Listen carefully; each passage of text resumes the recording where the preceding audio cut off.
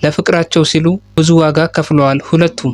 ሳምንት ባልሞላ ጊዜ ውስጥ ስሟን እንኳን በቅጡ እማናቃት ሴት ከየት መጣች ሳይባል የገነቡትን ፍቅር እየበጣጠሰችው ትገኛለች። ሃይሚ ለፍቅራችሁ ስትይ የተዘረጋላችሁን ወጥመድ እንደምንም ብላችሁ ማክሸፍ ይኖርባችኋል። ይሄ እያሳለፋችሁት መከራ የናንተ ትልቁ መጥፎ ጊዜያችሁ ሊሆን ይችላል።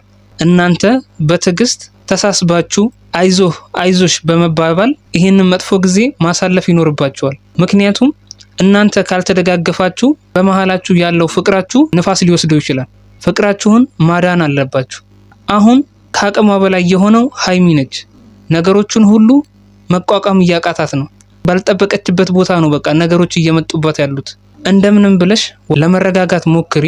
ከብሩኪ ጋር ሆነሽ ነገሮችን ለማጣራት ሞክሪ። አሁን የተፈጠሩት ነገሮች በሙሉ እውነት አይመስሉኝም ለኔ። ምክንያቱም በማስረጃ ነገሮችን ማጣራት ትችላላችሁ። ነገሮች ትንሽ ተወሳሰቡ ብለሽ ተስፋ ባትቆርጭና ፊትሽ ላይ ሐዘን ባይታይ ጥሩ ነው። ብሩኪም እየደከመ ይሄዳል፣ ተስፋ እየቆረጠ ይሄዳል ባላደረገው ነገር ማለት ነው። ልታበረችው ይገባል። እንዲህ በቀላሉማ ከምትወጂውና ከምታፈቅሪውና የወደፊት ባሌ ነው ብለሽ ከምታስቢው ሰው በሱ ተስፋ መቁረጥ ያለብሽ አይመስለኝም። አላሳዝንህም?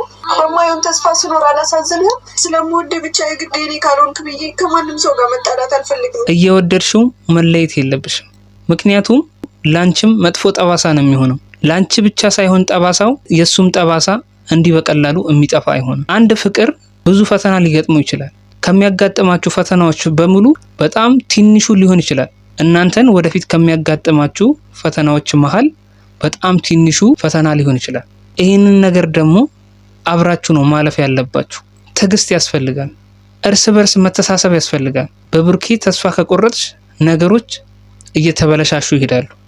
ወደፊት ያሰባችሁትን ህልም እንኳን አብራችሁ ለመኖር እነዛን ነገሮች የነዛን ህልሞች ለማሳካት የናንተ ጥንካሬ ያስፈልገዋል ለፍቅራችሁ ማለት ነው።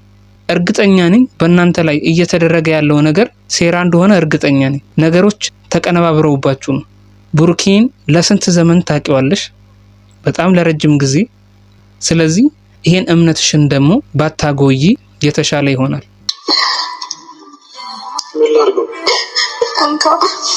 ከዚህ በኋላ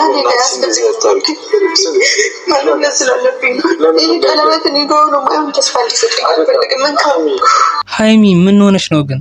ለምን እንዲህ ተስፋ ትቆርጫለሽ? ብሩኬን አግዡ እንጂ። እሱም እየተጎዳን ያለው እኮ በዚህ ጉዳይ፣ በዚህ ነገር ምክንያት ሁለታችሁም እየተጎዳችሁ ነው። እሱ ግን ጠንክሮ ነገሮችን ግልጽ ለማድረግ አብሮሽ ልጅቷንም በማስመርመር አብሮሽ ነበረ፣ እውነታውን ለማወቅ ማለት ነው። ዋናው የብሩኬ ልብ ከአንቺ ልብ አለመራቁ ነው ትልቁ ነገር ማለት ነው። በመንፈስም በአካልም አንቺው ጋር ነው። ብሩኬን ማገዝ ይኖርብሻል። ውድና የተከበራችሁ የጨረቃ ፋሚሊ፣ የሰው ጭንቀት የሚያስጨንቃችሁ፣ የሰው ደስታ የሚያስደስታችሁ ውድ የሀገሬ ልጆች እንዴት ናችሁ? ሁሉ ሰላም? እኔ ጋር ሁሉ ሰላም። የብሩኬ የኋላ ታሪክ ባለመቋጨቱ እዳው ጦሱ ደርሷታል። ከባድ ሁኔታ ውስጥ አንተ ላጣህ ነው። ከዚህ በኋላ ያላሳዝንሽም ግን እኔም እኮ ተጨነኩኝ። ልቧ ተሰብሯል፣ አዝናለች። ብሩኬን ያጣችው እስኪመስላት ድረስ አጠገቧ የሌለ እስኪመስል ድረስ እየተጎዳች ያለችው ነገሮች ለሃይሚ በጣም ከባድ ሆነዋል። ለፍቅራቸው ሲሉ ያልከፈሉት መስዋዕትነት የለም። መጥፎ ጊዜያትን አሳልፈዋል። ግን በፍቅራቸው ኃያልነት ምክንያት እነዛን ያለፉ መጥፎ ጊዜያት አልፈውታል። በፍቅራቸው ጥንካሬ ማለት ነው።